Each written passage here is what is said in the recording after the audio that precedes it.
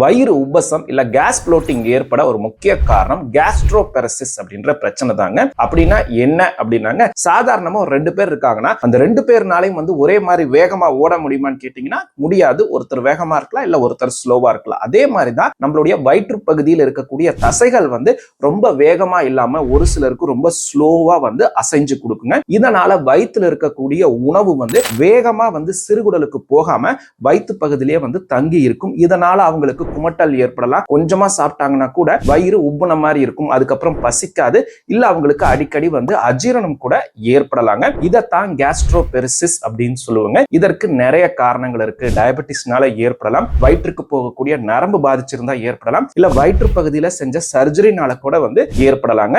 பெரும்பாலானவர்களுக்கு அந்த life style modification, அது மட்டும் இல்லாம உணவு எடுக்கக்கூடிய அந்த நேரத்தை சரி பண்ணாலே இது சரியாக சான்சஸ் இருக்குங்க. அப்பையும் சரியாகல அப்படின்னாங்க கேஸ்ட்ரிக் மொட்டிலிட்டியை அதிகரிக்கக்கூடிய மருந்துகள் தேவைப்படலாம்.